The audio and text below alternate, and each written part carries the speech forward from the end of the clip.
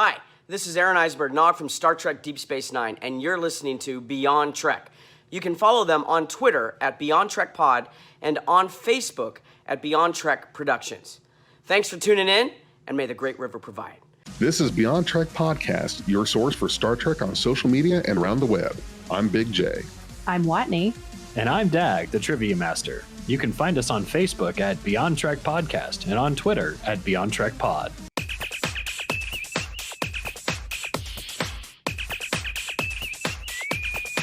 Red alert.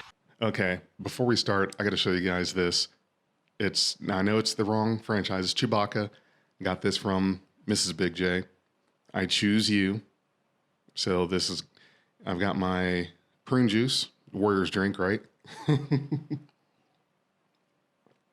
So, we've got Star Trek Picard, Episode 4. This is the Fellowship of the Rings. I'm sorry, not the Fellowship of the Rings, but the quest continues. I thought someone would get that. We finally get to see the Romulan Elrond, Legolas. Romulan Legolas. So, tell you what, before we really jump into the thick of it, Dag, why don't you do a little play-by-play for us? And this is how I like to look at it. Like, you've watched football before, right? You've got John Madden, Al Michaels. You've got the play-by-play and the color commentary, and a lot of it can be Ed McMahon and just laugh at all my jokes. It might work. Well, Dag, why don't you start us off with this most recent episode? And we've got some social media threads like to bring out as we talk about our reactions and impressions of this most recent episode. So on to you, Dag. In this episode, we get a hint of some stuff that happened on one of the relocated worlds that Picard and Raffi got some Romulan refugees on. We get a little taste of Grandpa Picard. What would happen if Jean-Luc had a young child to read stories to in young Elnor? The first time we've seen that. And it is I don't know, it's really cool just to see a little heartwarming moment there. And also, that scene definitely sets up he shows up and everyone's like, oh, it's Jean-Luc. And then 14 years later, he shows up and it's like, oh, it's a freaking Terran. Great. So the way that I saw this was he was revered because he was trying to lead the rescue effort of the Romulans. That's how I saw it. And he was almost kind of looked at as their messiah. I'm not sure. A folk hero. Yeah, folk hero. Okay, all right. Let's go with that. A folk hero, and then of course he takes on to this young boy. Everyone's excited to see him, and he teaches him fencing, which is real nice, and reads him a story. Reads him a bedtime story. It was a very touching moment, and this is what I really like about how we're getting into the Romulan culture is we don't see them as everyone has the bowl cut hairdo of the TNG days. There's actually some variety. Like there's some actual, we can relate to them now. They have their different looks. There's some variety in there. And then you're right. Picard gets the message that Mars was attacked. And of course, this is a flashback. This is all a flashback, and takes us back to now. Now we're on the ship. Now we have the continuing quest. Yeah, I still love the holodeck, the hologram characters on Rios's ship. He doesn't have his ready room, so he has to have his desk that he could sit behind and have everyone present their stuff to him or gripe at him or whatever. Well, nobody tell him he never wanted the chair. He always wanted the chair. It's his home away from home that he has now. which Wait, is... I thought he didn't like the chateau. I thought he wasn't going to miss the chateau. Oh. Right now, suddenly he does miss it. But this is one of the things that I like. So, and it's not a big moment, but space travel is boring, and they made it boring. In a scene with the doctor, the cyberneticist, and the pilot, he's just trying to read his book. Well, you can't get from... It takes hours, if not days, on some of these travels. It's not go to warp and then scene wipe and you're there. You could be sitting on a ship just at warp for several days. And of course you can't really, there's only so many ways you can depict that on television, but I think that they did a good job in this episode, just with that scene, just showing that, sorry about that. Yeah, there is just nothing going on. So we get a little bit of time for character development, and Picard gets us back to the planet that he was once on. Can I point out that this pilot is basically Wolverine 2.0? Really? Thinks what gives you the Wolverine vibe? Okay, but in episode 3, which I wasn't here for that cast, we walk in and we see him with a piece of metal sticking out of his shoulder. He's smoking a cigar, which we thought was previously like not a thing in the 2390s at this point. And he's like, "Oh, I need a shot. I'm going to throw the alcohol on my shoulder. Don't patch my skin up. I'm too tough for that." And he's sitting there reading a paper book, and everything around him annoys him because he's broody and lonely and Disney wants to talk to his holograms that have a major crush on him. I'm like, yeah, real edgy. Okay, yeah, you Wolverine. Just admit it. Jeez. Well, I don't know. He's a, tough guy. Kind of like that about the character. It's not too He's bad. trying way too hard. My brain goes to puns, and I think Rios in Spanish means rivers, and so we could call him Riverine. Oh boy. That was... Insert stinker sound effect here. There's all kinds of sound effects we put in there. Wah, wah, wah, wah. So yeah, they end up going to Vashti, and Picard shows up, and he's saying Jolan True to everybody, and everyone's like, "We don't care about you, old man." Right. And he finds the warrior nuns, and they at least embrace him. They're glad to see him again. And we find out that Elnor never got resettled. The Mars incident caused Starfleet to pull completely out of the operation, and for 2 years, the Romulans had to sit there and figure themselves out. And they probably lost a lot more lives than the 900 million that they had planned on resettling. He asks Elnor to join him, and Elnor's like, "No." In short, Elnor's like, "No, I'm out." So Picard goes and he does this. I found this to be uncharacteristically irreverent moment where he just grabs the Romulans only sign, drops it on the ground, stands on it, and then walks into the Romulan only restaurant. It was very interesting. I was comparing it to almost an apartheid moment. Yes. And he sits down. The waiter won't talk to him. This former senator comes up, starts a fight, and they go out into the pit to stab each other. Picard drops the sword, and as a very noble bar fight was about to happen. Yeah, this is Draw your sword.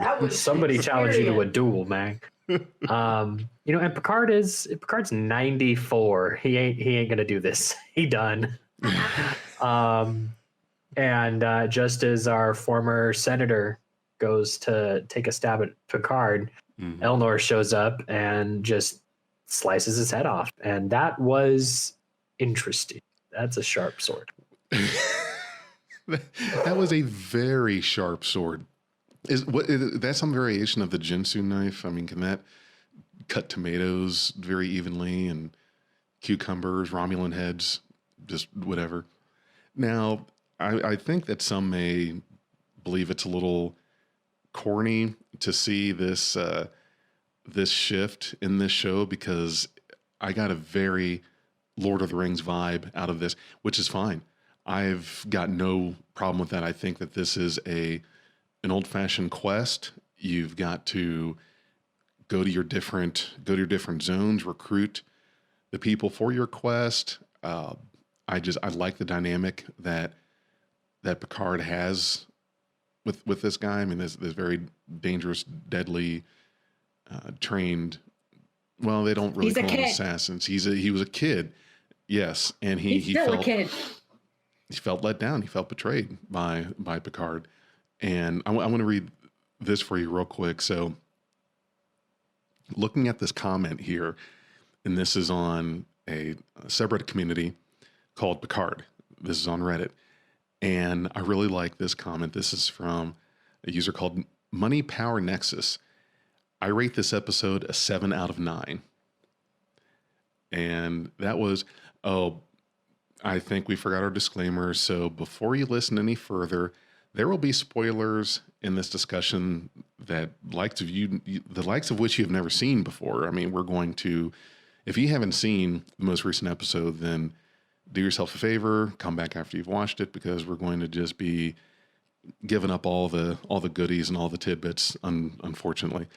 I mean, we did just do a run through, so it's a little late. Well, Hate us, don't hate us.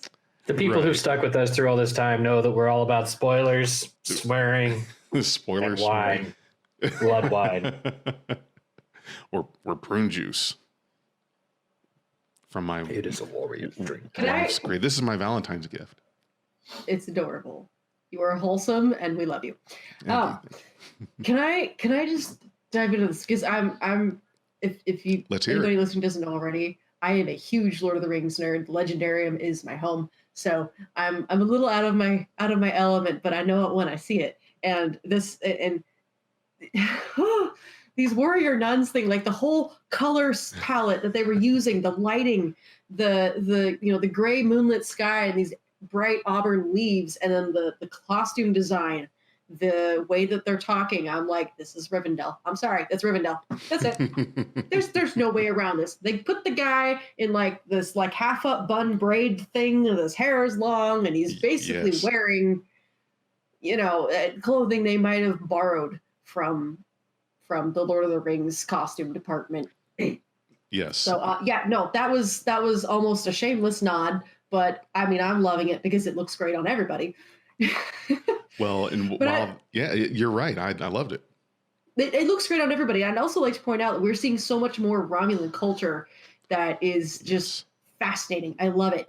Soji's going on and on about Romulan mythology, or they, however they're going to call it, but they've got this deck of cards that was referenced in episode 3, and now we see it again, making a cameo in 4 as we are introduced to to Vashti, that many years later. Right. And I kind of watched how they were treating this deck of cards, and I find this really interesting for a culture that focuses so much on perfection and secrets and having a huge network and still being really scientific, much like their sister planet they will never talk about.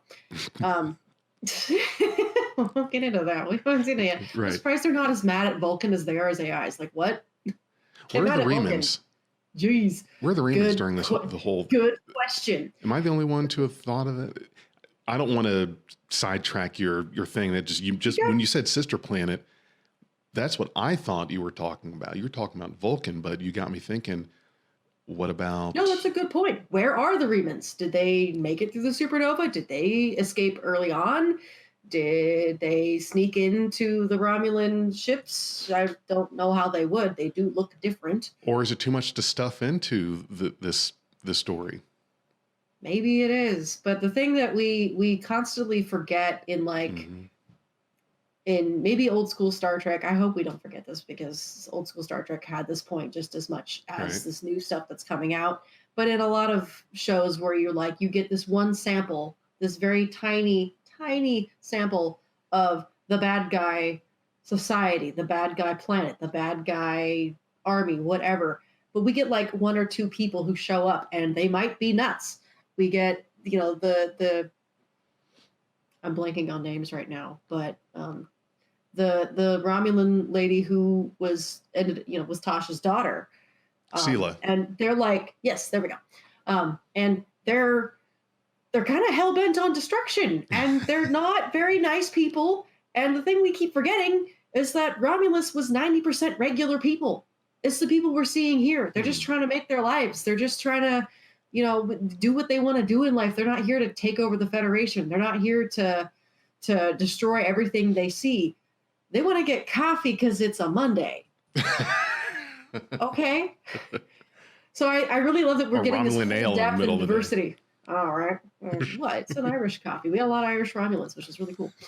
I love that they have different accents. They have different eyebrows, different ear shapes, different prominence of the ridges here. Those are Northerners. Hair. It's amazing. It is. It's amazing. That's a whole people. Sorry. Okay, I'm done. I love the enthusiasm. You're right. It's a whole culture, whole people. It's not cookie cutter, typical, Romulans. You're right. We are not seeing just the military like we had before. We're seeing more of the average standard person who's just trying to get by. And as we are talking about Romulans, so while all of this is happening, so we're back at the Borg cube, which I am jealous. So there's a club and a bar on this cube. That raised an eyebrow for you. I got it. Well, you're right. They've got to do something for their free time. Yeah, they'll give you a mixed drink in a giant shot glass. It's called an assimilation tubule. Oh. All right. No, this man is. How do I mute your audio? That's two puns. I'll be here all night, folks. Right. Yeah. Do you take tips? Only as long as peanut butter. As long as the tips aren't shut up. Now, I've got to tell you, this was good. I want to see if you guys noticed this. Another post here. Now, this was there's a weekly discussion thread in Picard on Reddit. And so every week there's a discussion thread, different users just discussing, putting in things. And I always see some things here that I didn't think of or I didn't notice. So here's a user here. His name's Orion0. Anyone notice Soji do Data's sideways head movement when Narek said the Borg have rituals, like when Data was confused by something or needed to access information? It's the universal sign of cinnamon roll. It's the head tilt. Damn it. Now you've got me thinking of Cinnabon. And I'm supposed to be on a diet. Thanks. You'll have to order one of those at the Borger joint. Oh boy. Hey, this man cannot be stopped. What did you? With this. Yes, you live with this guy, but did we even introduce ourselves? Okay, I'm Big J, the dad joke guy. That's Dag, and we have Loud A. So yeah, Watney dipped on us. Right, you're the one. Watney was able to make it. We mourn her passing. Right. Missing this episode. Had plans or a social life. I mean the dedication to Star Trek is Watney's cool. She'll come after me later if I'm not careful. I wanted to say earlier that that scene on Vashti felt. Gene Roddenberry's words were coming at me. It felt, for the first time in Star Trek, I actually felt like I was in a Western. This is a science fiction fantasy Western. It's happening now. You've got Picard on the frontier with his band of outlaws on one last mission into the sunset. It's desperate. He's got his ninja with him. His warrior. Instead of the Native American, they've got the warrior ninja. Well, and like that's okay. Western. Okay. Don't discount Chakotay might show up. Oh God, no. 7 of 9. 7 of 9 is the last in their band, and she shows up like that drunken savior who fires off screen and then waddles into the shot and goes, "You owe me one," and passes out on the floor. It's literally what she does. It's great. We're only missing Vash the Stampede. Wolfwood's already here. You know what? This was my favorite part of the episode. I think this is a franchise first. There was a space battle, and we got to see an old Romulan warbird, like from the original series era. Awesome looking. It was great how they modernized it. But do you know what my favorite part of this whole space battle was? I want to see if you guys can guess it. The Spanish gun hologram. No. Try again. Bag. What is the first thing that's happened? What happened in this battle that I think has never ever happened in any Star Trek battle? No exploding consoles. We sliced off a nacelle. That was cool. But no exploding consoles with rocks coming out. Yeah, no, that's true. No jumping away from exploding consoles. No rocks flying at people's faces. No fire.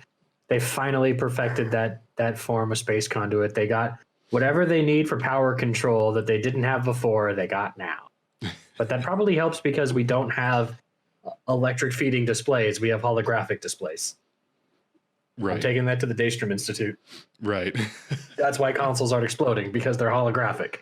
Oh, okay. Now, the scenes on the Borg cube are kind of creeping me out. And not because they're just strolling around on this cube with their safe areas and pretty much relatively know that if I'm here, my little thingy doesn't go green, I'm okay. But this comment right here sums it up, again, from the same weekly discussion thread. Why do evil sisters always Cersei their brothers? I mean, if there is what is the Romulan translation for Sweet Home Alabama? Because it's the guys, Narek's sister. I don't know. It's just. I pulled the Cersei card while we were watching it today.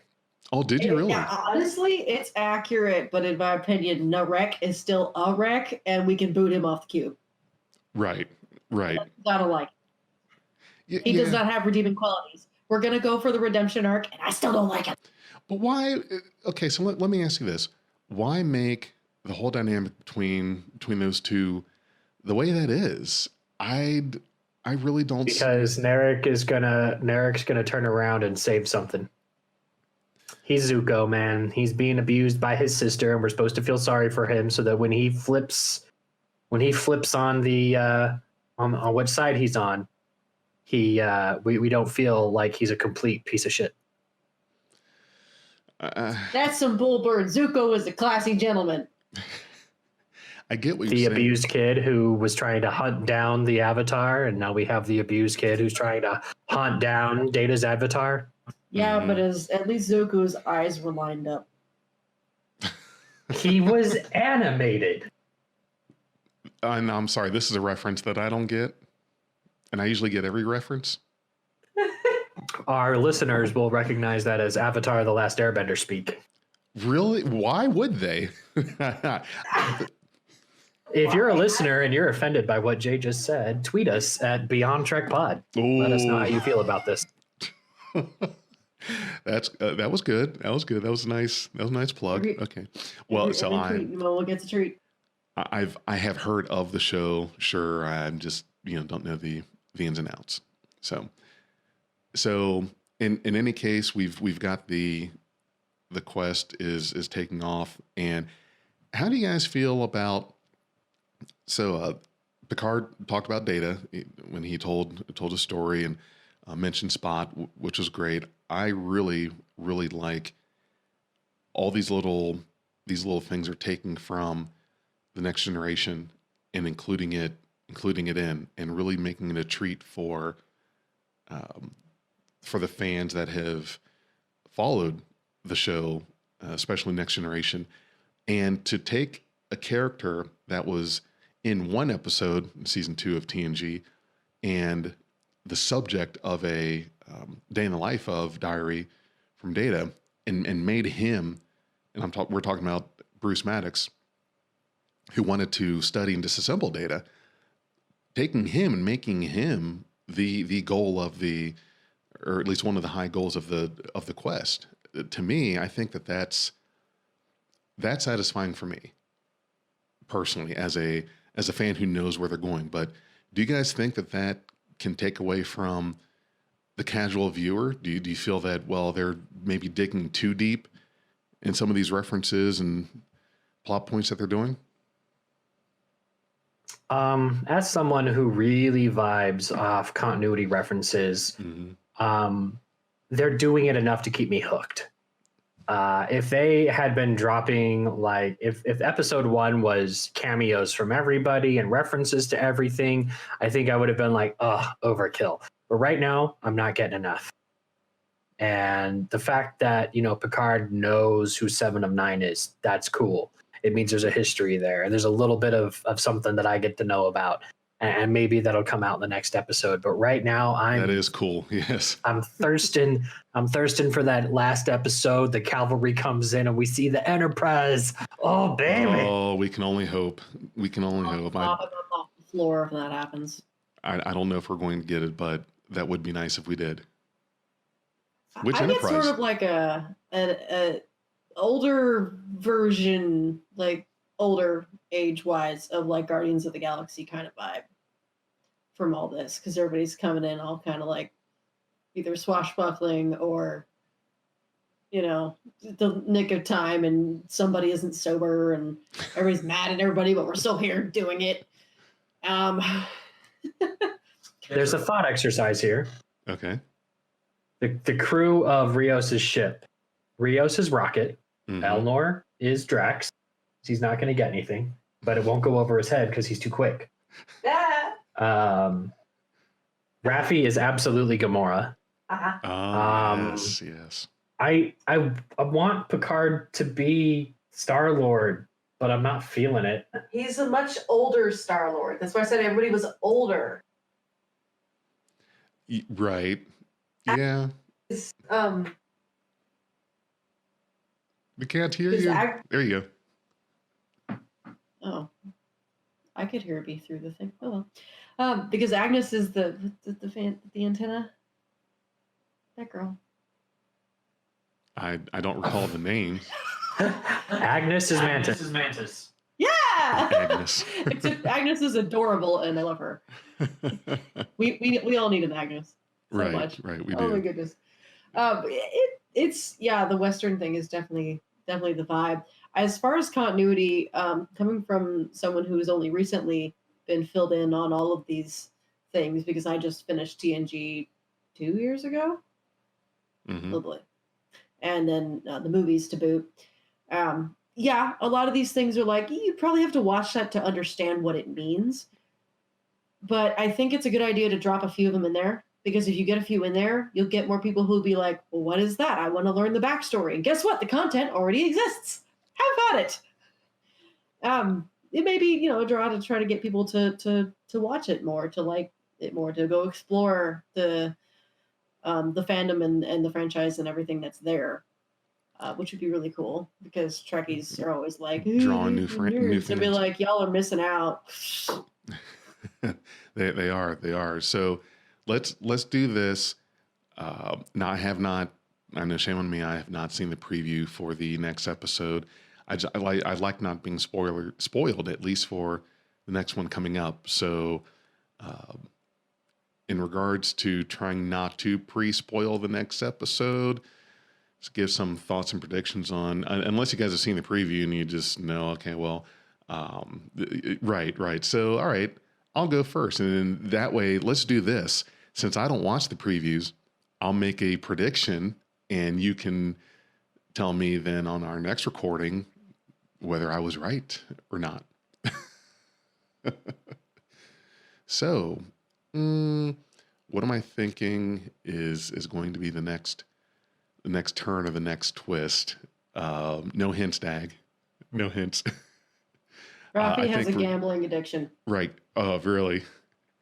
I'm hoping really. we finally run into Bruce Maddox, who is the goal of their quest. I am thinking that we're going to get more of a tie between. There's something fishy between the Borg and the Romulans, and I just, something tells me that. I hate to say it, because just about anyone who brings up this theory just gets lambasted, but I just have this feeling that the Romulans and the Borg, that goes deep, that goes back pretty far, and that they had something to do with it. So, and here's the other thing. So hit us up on Facebook, on Twitter. let us know how you would like to see us handle the next episode, or what would be interesting to see or to cover. And like we've been doing, we are hoping to get some of our listeners and fans to give us your feedback, talk about the episode of that week or the episodes leading up to it, or just anything about Picard in general. Give us a 1, 2, 3, or 5 minute audio or video of your own little thing and send it to us. Now you can send it to beyondtrekproductions@gmail.com. If it's too big to email, and as in case it would be video, if you did a video, just depending on your video, you can upload that, share the link with us. There's Dropbox, Google Drive, all kinds of stuff there. Or if you need help with that, just send us and shoot us an email or tweet us, Facebook us, et cetera, et cetera. So any closing thoughts? Let's hear the closing thoughts from you guys.